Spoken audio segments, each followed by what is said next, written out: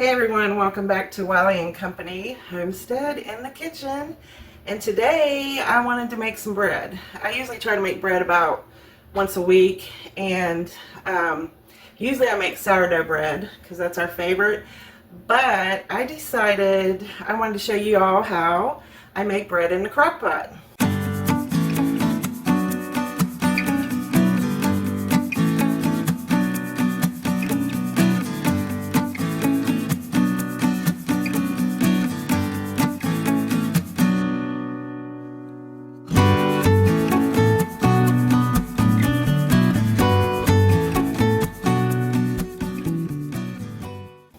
This is just a fun alternative to your regular bread making.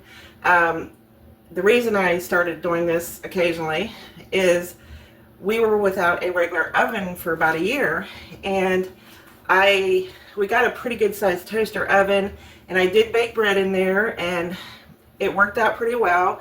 I just had to be super conscious of what size pans I was using. I couldn't use a regular loaf pan, and I had to just watch it constantly because I didn't want to make sure it didn't hit the top of the toaster oven. It was a little frustrating, but it worked. And then I came across making it in the crock pot. And I know it sounds crazy because crock pot usually is cooking meals or cooking stuff, but it really does work, and it's just a fun alternative for making bread. And also, instead of making a regular just bare basic loaf, I'm going to add some rosemary garlic seasoning because sometimes we like to have like a seasoned loaf that goes with our dinners and everything. So let us get to it. It's a really simple recipe, and I think you're going to enjoy it. Okay, so for this recipe, you're going to need 3 cups of flour. You can use all-purpose, which have used many times, or this is actually a bread flour. So either one. I've never made it with multigrain. If somebody has, please comment and see if they've tried this method. But I generally stick to all-purpose or bread flour. You're also going to need 1 packet of active dry yeast. You need 1.5 cups of water, and I've already heated it to warm temperature just to activate the yeast. You're going to need some salt, 2 tablespoons of olive oil. And then, like I said, we're going to do a rosemary garlic infusion once we do the final kneading. So that'll just give it a little bit of a zesty taste. And I like to add either about a tablespoon of sugar or honey when I'm putting the water and yeast together because it just helps activate the yeast faster. That's optional, and I will put that on the recipe as optional. You don't have to have it. I just like to use it in my breads. So let's get this cleared out, and we will put this all together. It doesn't take that long. Okay, so the first thing I'm going to do is open this new thing of yeast. And the reason I like doing this is because they do this super tight packaging, vacuum seal it. So I just like to open it and hear that? And then it just like all of a sudden softens up. So I'm not going to do the reason I'm holding it in this bowl is because sometimes it likes to go a little crazy. So I'm just going to do a little bit of an opening. See, it's already coming out. And I usually what I do is store this in another container in the refrigerator. And it lasts a pretty good long time.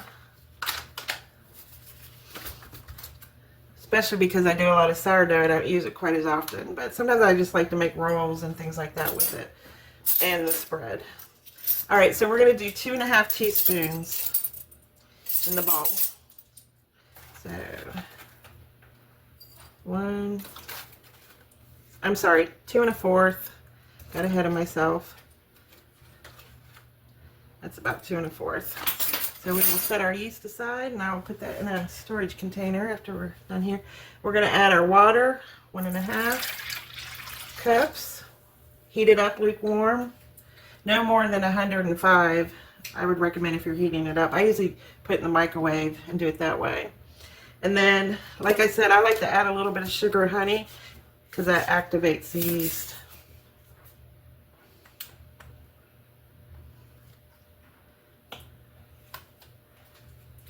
My preference is to use honey. So we're gonna stir this up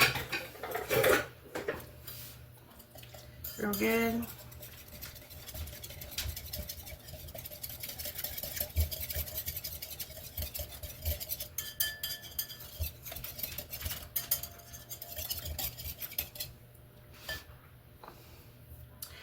And we're going to go ahead and cover this for about 3 to 5 minutes. I can already see the yeast is starting to proof a little bit. So I'm going to cover this up and we will come back and show you how it looks with the yeast proofing already. Alright, so I had to get my hair up because it was in the way.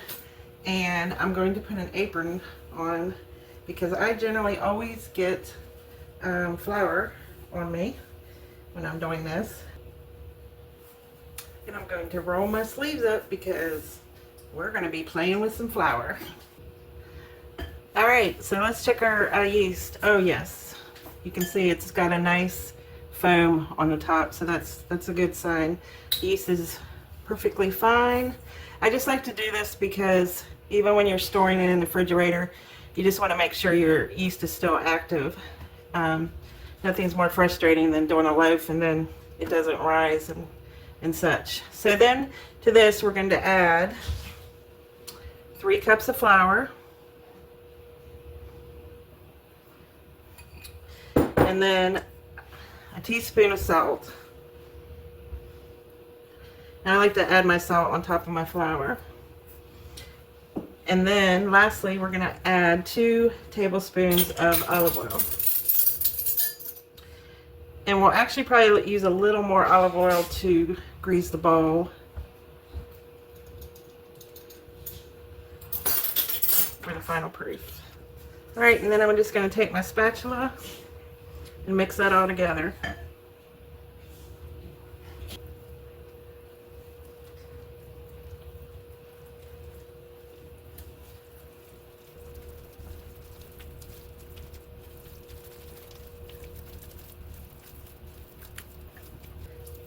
Okay, so this is kind of a wet dough, but we're going to need flour into it. So I'm actually going to put on the recipe, you're going to need a little more than 3 cups because you're actually going to put some out on your mat.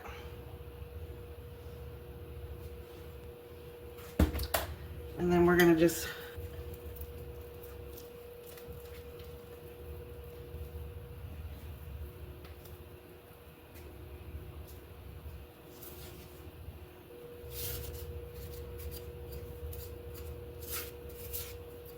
So usually about 3 cups of flour makes a nice size loaf. Obviously if you want more than 1 loaf you can double the size. I'm trying to get as much of that out because I'm going to reuse this bowl when we proof it.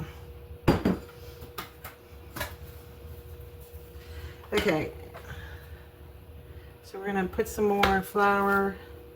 And I don't know if you have one of these, but this really makes it easier to knead. And this is just one bread recipe, basic bread recipe. Some use a little bit less water. It's not quite as sticky. I'm going to be more generous with the flour because I like a less sticky dough. And these are just great when your dough is a little bit more moist to start using till the gluten comes together. You could also use the spatula. It just does a little more.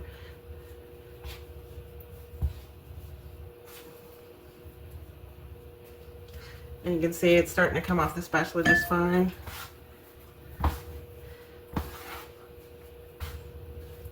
And the kneading is what helps build the structure of the bread.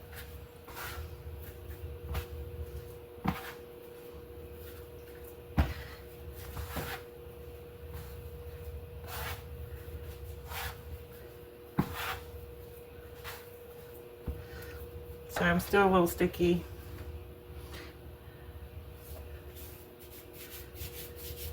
And this is where I'm going to start just using my regular old hands to knead.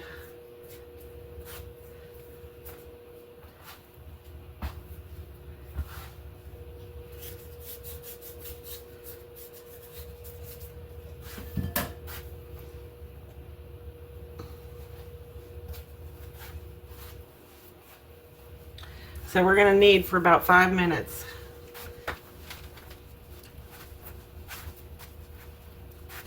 And you can see it's still sticking to my hands, but the more we knead it, it'll build to where it's just a nice smooth dough.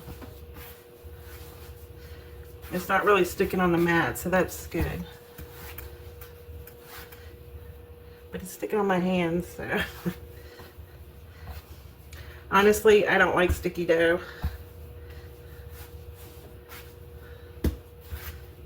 But then again, you don't want to be careful because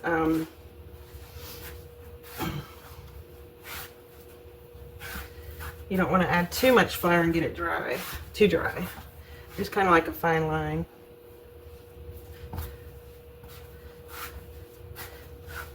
So before I do my 5-minute knead, I'm actually going to let it rest for about 3 minutes. And that'll help build the structure a little better. So we will come back.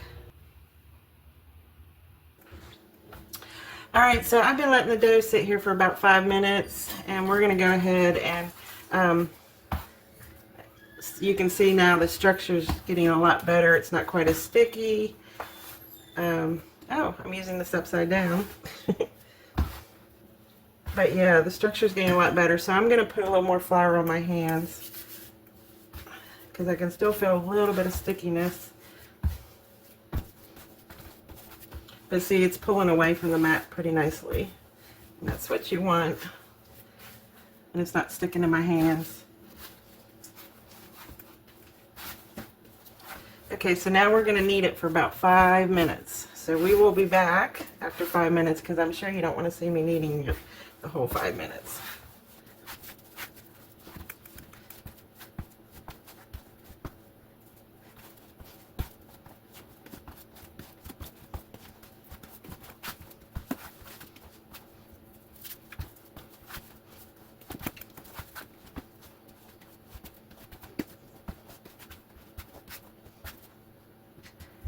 Alright, so I've been kneading it for about 5 minutes, and generally I would do 2 hands and knead it, but my mat's going all over the ocean here, so I'm holding my mat.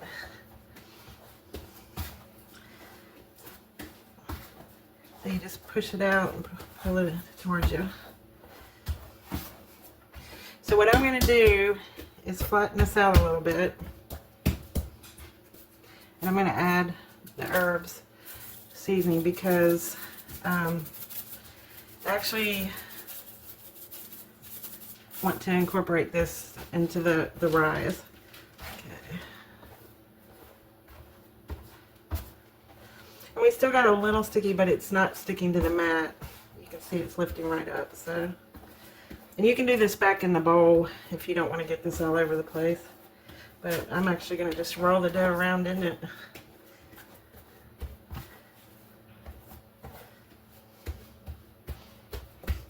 And we're going to add a little more because I want it to be nice and flavorful.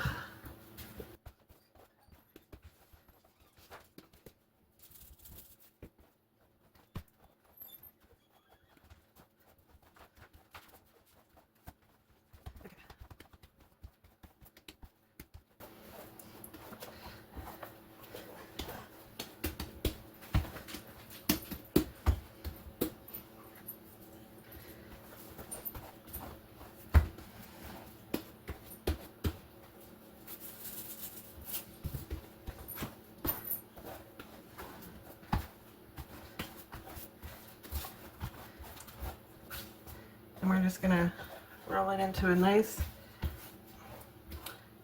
bowl.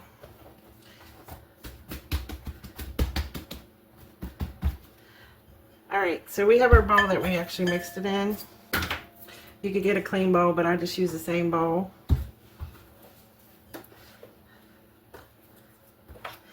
And it's still got a little stickiness to it, but as it does a rise for about an hour, you'll see it come back as nice together. So I like to just put a little bit of oil and then take this and I put it in on the oil, and then I take it and flip it. And even that oil helps it be less thick. So we are going to cover this up and we're going to let it rise in a warm place for about an hour. And then we will be ready to put it in the crock pot. So.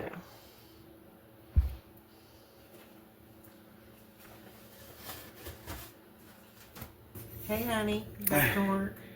Yes, I am. I see you are involved in another experiment. What do you got going on? Before I made us some bread, but we're gonna cook it in the crock pot. Okay, let's see. And look, you can see it. Yeah. Ooh, nicely rised. And I put a rosemary, garlic, herb combination in there. So I'm gonna put a little bit of flour on the mat. Yes. So we're gonna see if it comes out. Oh, yeah. Ooh. Uh-oh. Blooper. Like it came out though, yeah. Yeah, because it's got olive oil. Awesome.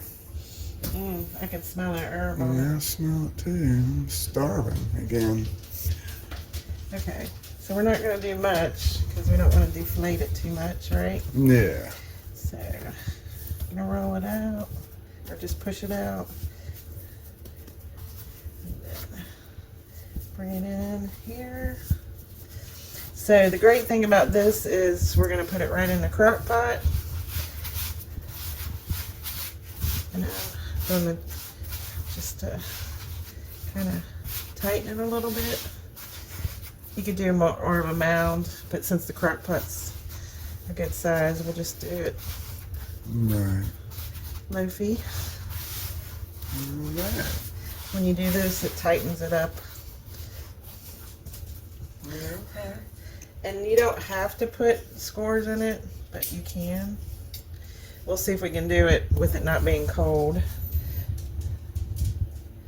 Might be a little harder, but it does it. Yeah. It kind of just helps release some of the air when it's cooking. Right.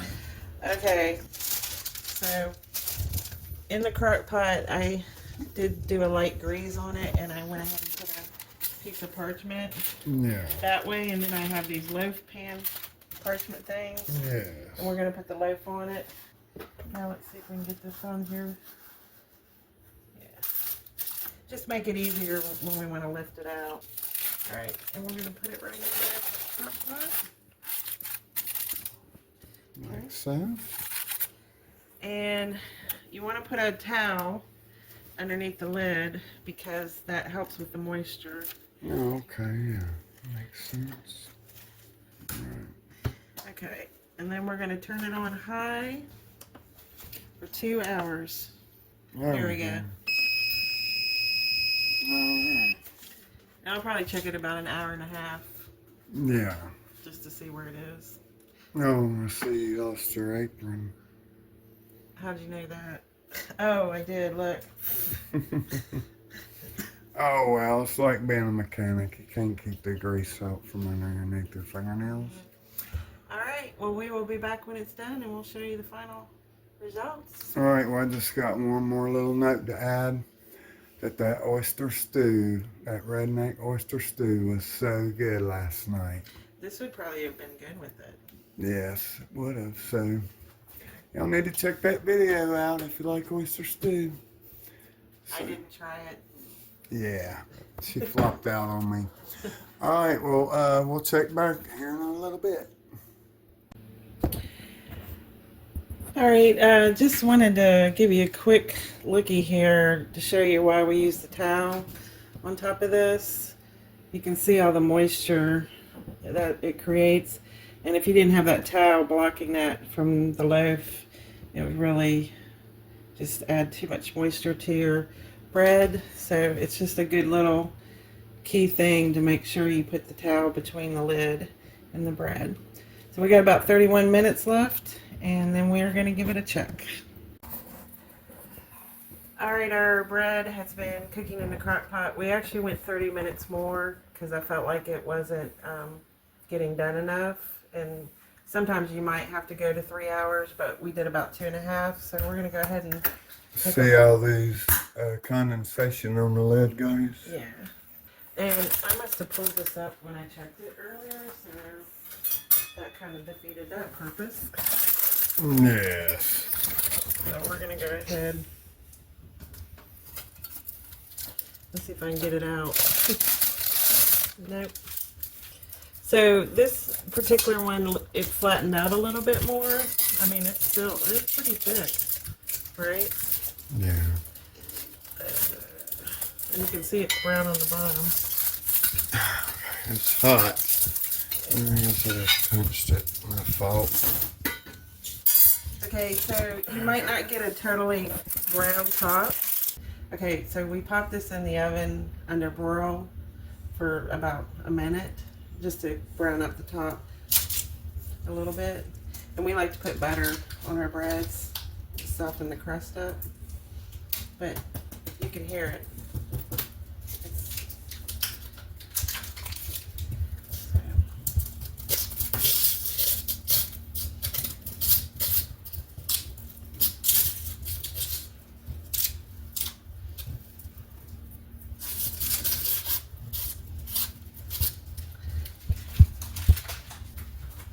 Alright, there we have it. Alright, looks good. Slow cooking bread In the crock pot. in the crock pot. Alright. And you know, you might get a little bit more rounder loaf. It just depends. One thing I will say about the recipe that I'm presenting, and we will put a notation, I think you need to only use a cup of water because this dough is a little bit more wet than I like to work with generally. Yeah. But other than that, that's what we got there. Okay, looks good. So if you want to do something different than baking your bread in the oven, try it in the slow cooker. Crock pot. Okay, there you go, guys. That's what we got. So thanks for stopping by, and hope you give this recipe a try, and we shall see you on the next one. Amen. Hallelujah. Have a blessed day. We'll see you on the next one. Hey.